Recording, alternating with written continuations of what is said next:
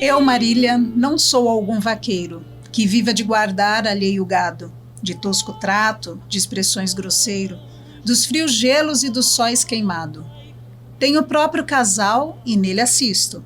Dá-me vinho, legume, fruta, azeite, das brancas ovelhinhas tiro leite, e mais as finas lãs de que me visto.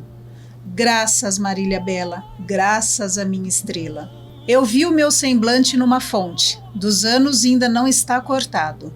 Os pastores que habitam este monte respeitam o poder do meu cajado.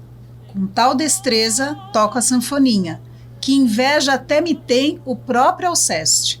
Ao som dela concerto a voz celeste, nem canto letra que não seja minha. Graças, Marília Bela, graças à minha estrela. Olá a todos, estamos aqui no primeiro episódio do Ser Literário Vestibulares. Eu sou Rosa Barreiros, consultora educacional do colégio, e estou aqui com o professor José Emílio, professor de Literatura Brasileira e Portuguesa do Colégio Ser Sorocaba. Boa tarde, pessoal. É um grande prazer. Aliás, a gente sempre brinca, né, quando a gente não sabe quando o vídeo vai ser, né, assistido. Boa noite, bom dia, boa tarde, né? Virou um hábito da gente, né? Mas é um grande prazer estar aqui. E o projeto da gente, então, é conversar, bater um papo sobre obras literárias muito importantes que constam da lista dos principais vestibulares do sistema estadual universitário, basicamente o estadual paulista, né? Basicamente a Unicamp e a FUVEST. E a gente vai começar, então, justamente discutindo um pouquinho o Marília de Dirceu, que é uma das leituras obrigatórias do Tomás Antônio Gonzaga. E o objetivo é justamente apontar, principalmente para os alunos, para aqueles que estão se preparando, né, para esses vestibulares que são muito exigentes, apontar algumas questões essenciais, né, Rosa? Assim, digamos, o fundamental de que um aluno precisa para ele poder ler as obras, entendê-las e realizar bem as questões. Compreender, né? O contexto. Pegar o contexto e entender o sentido mais profundo e aquilo que a FUVEST espera dos alunos. Então, o objetivo é dar essa orientação e ajudar realmente nos estudos, que um aluno tenha um material que possa apoiá-lo. Marília de Dirceu, Tomás Antônio Gonzaga, nós estamos falando do final do século XVIII, início do século XIX, portanto, da escola literária denominada arcadismo. Exatamente. Então, Rosa, nós estamos falando realmente de um escritor, né, que basicamente viveu na segunda metade do século XVIII, entrando na primeira década do século XIX. Então, eu até vou fazer uma coisa que eu acho que é sempre boa para o aluno, é sempre didática, que é assim, uma pequena biografia do Tomás, né? Então, o Tomás, ele nasce em 1744, quer dizer, bem no meio do século XVIII. O pai dele, na verdade, é brasileiro de nascimento, só que era um homem ligado à alta administração da coroa portuguesa. Então, o Tomás nasce, na verdade, em Portugal. Aí, quando ele está com 7 anos, eles voltam, vêm para o Brasil, né? Inicialmente em Recife, depois eles vão para Salvador, onde tinha o famoso colégio dos jesuítas, onde o padre Antônio Vieira, no século anterior, tinha sido um dos luminares. Ele faz a sua formação básica escolar, o que era possível naquele momento no mundo colonial. Logo em seguida, como é comum na nossa elite, mesmo já nesse fim do período colonial, ele é mandado a Portugal, onde ele se forma em Direito. Dizem, né, os biógrafos, que foi um aluno realmente excepcional e que sempre teve talento, tanto para a questão jurídica quanto para a questão literária. Exerce alguns cargos jurídicos em Portugal e, em seguida, ele é mandado de volta à colônia, principalmente para Minas Gerais, né, para Vila Rica, onde ele vem com exercer um cargo de alto nível, né, que é o juiz ouvidor-mor de Vila Rica, que é um cargo que, em termos administrativos, ele quase compete com o cargo bem alto, né, o que seria o vice-rei, né, o governador daquela província. E, aliás, eu sempre gosto de fazer essa notinha de rodapé para os alunos. O Tomás sempre teve divergências com o vice-rei daquele momento, tanto é que ele produz uma das suas obras mais importantes e conhecidas, que são as Cartas Chilenas, né? Que é um texto satírico, das coisas dos textos mais importantes escritos na nossa literatura, mas que eu não vou abordar aqui porque não é a leitura obrigatória, né? Aqui, o Tomás, ele já encontra uma espécie de sociabilidade já bem estabelecida. Depois eu quero conversar um pouquinho sobre isso, mas mais para frente, a hora que a gente discutir as interpretações da obra. Ele encontra aqui alguns escritores muito talentosos também, como Cláudio Manuel da Costa, e forma com eles uma espécie de cenáculo mesmo, de academia. Só que, digamos assim, essa trajetória de sucesso, né, de destaque social, ela é interrompida pelo envolvimento da maioria desses autores com a Inconfidência. Inclusive ele. Na Inconfidência Mineira. Aí eu sempre falo isso para os alunos. Hoje, a gente tem disponível até na internet os autos da devassa, né? Todos os documentos relativos ao processo. Na maioria das sessões, diante dos juízes e tal, o Tomás nega a participação, né? E um dado interessante, Tiradentes também diz que ele não fazia parte. No entanto, a maioria dos autores chega a dizer que ele realmente era uma das cabeças, era o homem mais culto, mais preparado. Se Minas tivesse se transformado, por exemplo, numa república, ele seria a cabeça da república. Bom, com isso, em 1789, a Inconfidência frustrada, eles são presos, mandados ao Rio. Aí é um longo processo jurídico, que dura até 1793, né? A maioria deles é condenado, né? Aí há quem diga que a rainha ficou com pena. Não é bem pena. É a coisa do despotismo esclarecido, Rosa, que a gente fala, né? A rainha mantém ainda o seu poder absoluto, ela ainda mantém, mas veja, na França já tinha acontecido a Revolução Francesa. 1793, o terror já estava instalado na França. Luís XVI e Maria Antonieta vão ser guilhotinados. Então, é a ideia do despotismo esclarecido. Então, a soberana tem direito de vida e morte sobre seus súditos, mas numa espécie de ato de graça, né? Ela concede ela comuta às vezes as penas, né? Então, alguns condenados à morte por enforcamento tiveram a pena comutada por exílio, é o que vai acontecer com o Tomás. Ele foi condenado inicialmente ao exílio em Angola, depois o exílio foi transferido para Moçambique. Para onde ele vai? Lá ele consegue justamente, é um homem, né, culto, inteligente, bem formado, ele consegue se ligar também às elites locais, acaba casando com uma mulher dessa elite moçambicana, que é a Juliana de Mascarenha, tem filhos com ela e nunca mais volta a Minas Gerais. Em resumo, é isso. Ou seja, é um homem que nasce em 1744 e morre em 1810 e vive justamente esse fim de século XVIII marcado pelo iluminismo e marcado pelo arcadismo. E a obra do Tomás, na sua essência, é uma expressão plena do arcadismo, só que aí a gente vai entrar num problema agora, né, Rosa? Como é que essa obra foi lida? Como é que ela foi interpretada? Porque, por exemplo, há alguns críticos, quer dizer, alguns não, há uma tradição literária que considera que uma parte da obra do Tomás é pré-romântica, né? E aqui tem um outro problema, Rosa, grande problema, que é assim, né? A ideia de ser pré-romântico, quer dizer, ser um romântico antes do romantismo, é um anacronismo. E isso é um vício que a gente deveria evitar ao máximo. Então, a gente precisa discutir um pouquinho essa ideia para depois introduzir uma outra concepção da obra. Deixa eu voltar só um ponto, até para ficar bastante claro para os alunos que estão assistindo. Perfeito. Essa vida relatada do Tomás Antônio Gonzaga, na verdade, acaba dividindo a obra, você vai falar dessas leituras, mas dividindo a obra em duas grandes partes. Em dois grandes momentos. Isso, dois grandes momentos.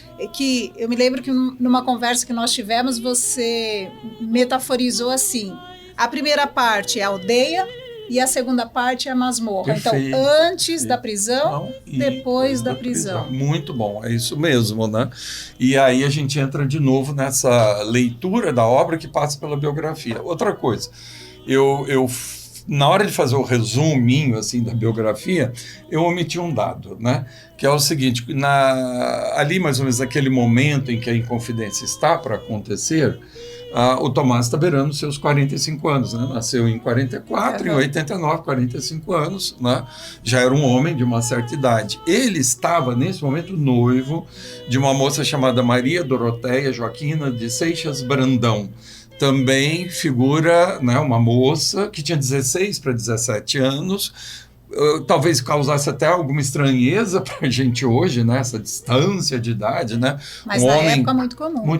Muito comum. Isso, a prática social não pesa sobre isso nenhuma dúvida, né? Então, uma moça também bem posta na sociedade, com a qual o Tomás, ele estava noivo dela, né?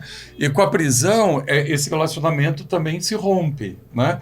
A partir do momento que o Tomás é preso, ele perde, né? Seu status, seus bens são retidos pela justiça, o prestígio social, o cargo de ouvidor, o prestígio poético e o amor, né? Se bem que o conceito de amor no século XVIII não é o mesmo que a gente tem no século XIX burguês, né? Tanto é que é isso, né? Quando a gente começa a ler a obra do Tomás e vê a biografia, há uma tendência a querer romantizar. E achar, né, que esta figura que esteve na vida do Tomás possa ser a Marília. A Marília. E que o Tomás possa ser o Dirceu. Né? E isso foi o que imperou durante quase um século, mais de um século, até recentemente. Então, você tem essa ideia, né? O Tomás, antes da prisão, é um homem com 40 e poucos anos de idade, bem posto, um grande jurista, um poeta admirado pelos seus pares, vai se casar com uma menina muito mais jovem que ele, também bem posta, um homem que só teria motivos de felicidade.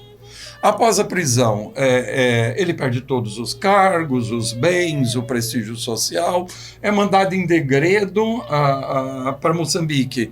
E criou-se até uma imagem que em Moçambique ele teria morrido meio louco, com saudades da Marília, isso é uma fantasia. Ele chegou lá, conheceu a Juliana Mascarenha, que aliás era uma mulher mais próxima em idade dele, casou com ela, teve filhos e viveu tranquilamente até a morte em 1810. Então não tem nada de romântico nessa trajetória. Né?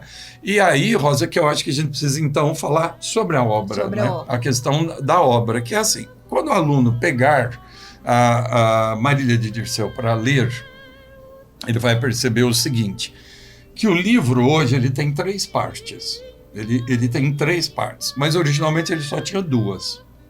Ele só tinha 2 partes, né? A primeira parte são esses poemas que o Tomás escreveu antes da prisão e que são os poemas, digamos, propriamente árcades, onde a gente vai encontrar o bucolismo, o pastoralismo, as famosíssimas tópicas, né?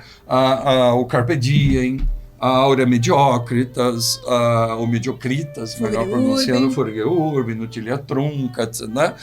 O pastoralismo, aquela ideia de que o poeta é um pastor, a amada é uma pastora. O nome arcadismo vem de uma região grega chamada Arcádia, que existe mesmo, né? Na Grécia, a gente pode mostrar no mapa para o aluno, mas que está envolvida numa aura de mito e tal. Então, os poemas ali da primeira parte são tipicamente árcades, tipicamente expressão do arcadismo. Agora, quando você começa a ler os poemas da segunda parte, que foram escritos, né, durante a prisão e foram, aliás, publicados ainda com ele na prisão, porque essa segunda parte, a primeira parte é publicada com ele na prisão ainda, a segunda parte um pouco depois, quando ele já está em Moçambique. Na segunda parte, muda-se, né? O tom muda radicalmente. O Dirceu está sozinho, a Marília está ausente, fala-se da masmorra, lágrimas. A primeira parte ela é, digamos assim, mais solar. A segunda parte ela é mais lunar, o que levou muita gente a considerar que aquilo já era um caminho em direção ao romantismo, né? Por isso que alguns vão dizer que a segunda parte ela seria pré-romântica.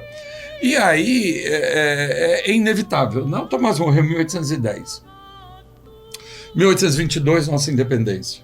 1836 começa oficialmente o romantismo no Brasil. Um dos traços marcantes do romantismo é o nacionalismo, não só aqui, mas em todo o movimento romântico. Então, os nossos românticos fizeram um esforço muito grande de reler o nosso passado, buscando nele justamente os germes dessa nacionalidade. Aí é uma discussão, Rosa, extremamente complexa. Por exemplo, eu vou citar, porque eu acho que é importante, né? Aquele que é provavelmente o mais importante crítico literário do Brasil no século passado, que é o professor Antônio Cândido. Ele escreveu um livro, que todo mundo que estuda letras, né, literatura brasileira... Em algum momento a gente viu. Tem que ver.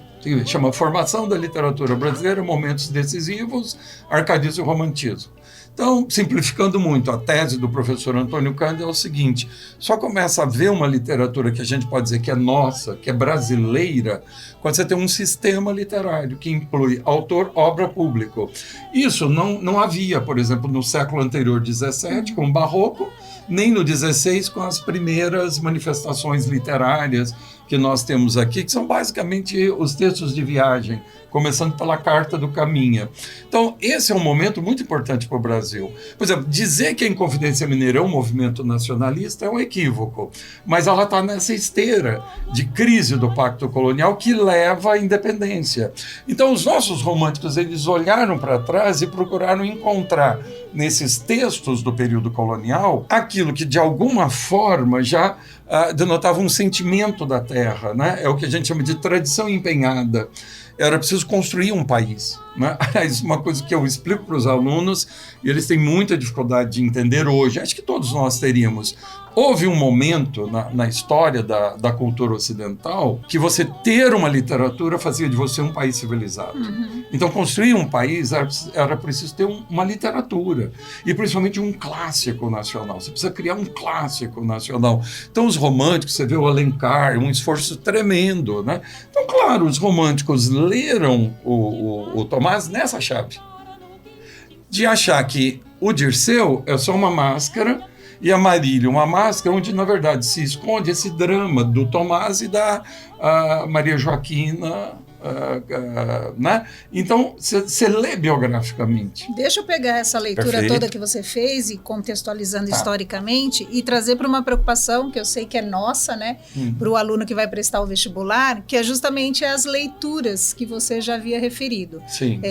Qual é a nossa preocupação? Saber como o vestibular vai trazer isso, né? Perfeito. Se ele vai trazer essa leitura romântica, de biográfica, Marília, biografizante, ou a leitura retórica, né? Qual é essa diferença? E vamos tentar ilustrar com a obra. Tá, então, esse eu acho que é também um ponto fundamental.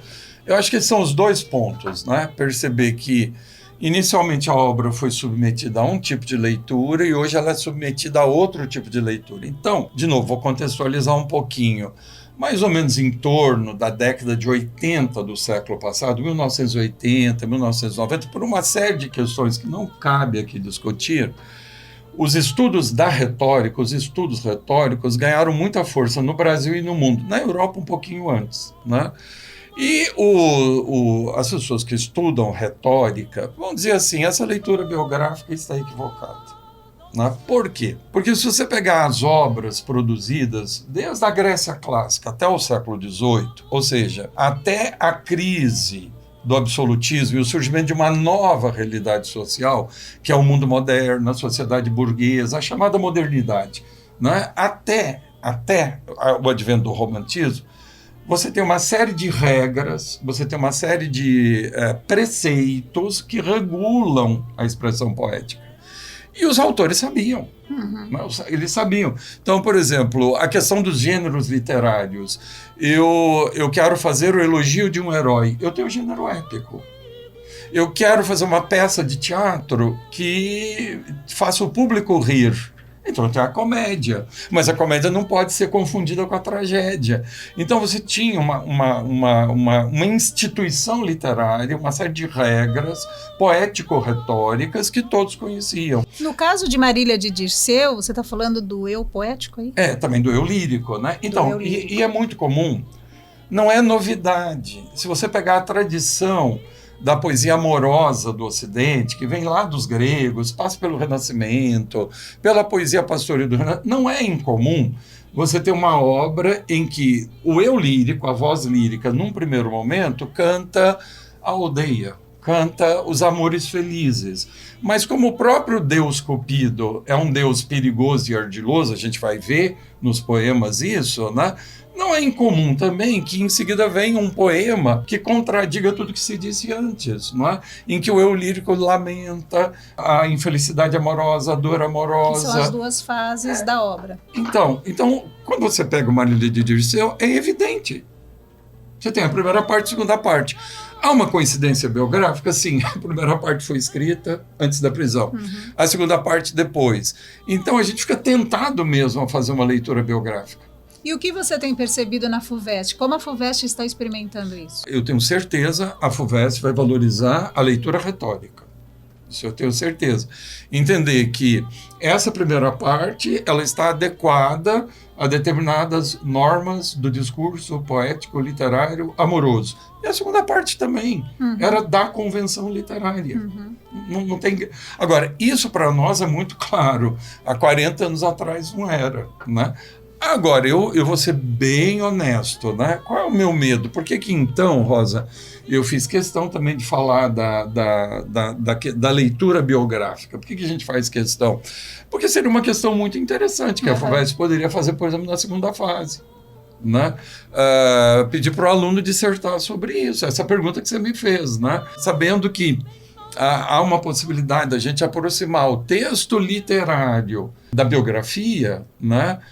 Qual que é a leitura mais eficiente, mais adequada? E é uma discussão que a gente podia prolongar, né? José Emílio, para a gente ir finalizando, que o nosso tempo aqui é até, infelizmente, bastante curto, e para ilustrar essa leitura retórica sobre a qual a gente se referiu à FUVEST, qual lira você destacaria da segunda parte que exemplificaria essa...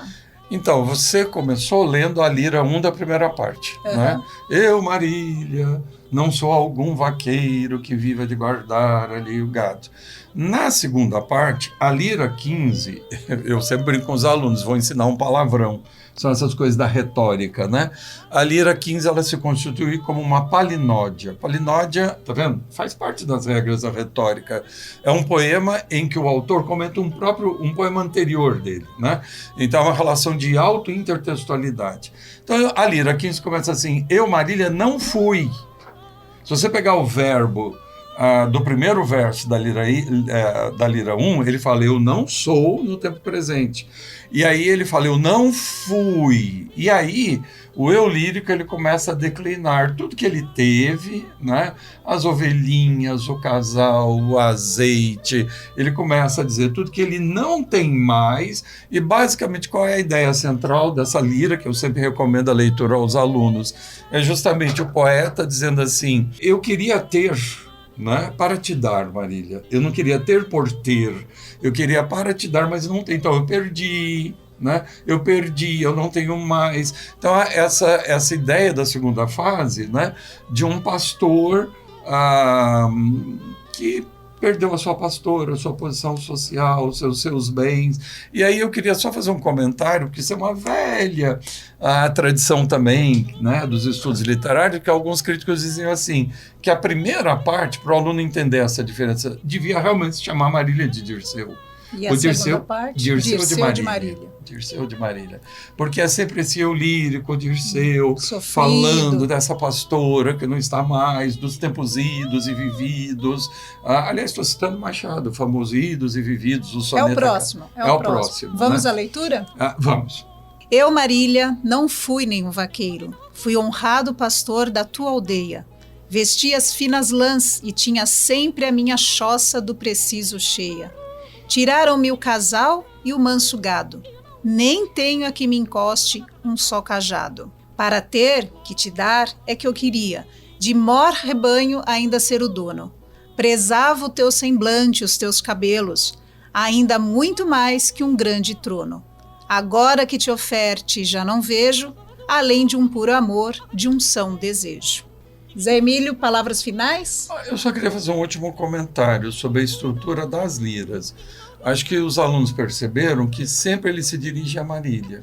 Então ele está simulando um diálogo, mas a gente não ouve a voz da Marília. Né? Então, na verdade, é um monólogo. E outra, é um tom muito típico da ilustração do século XVIII. É como se ele estivesse ilustrando a mulher. Aí eu queria só fazer um comentário, né?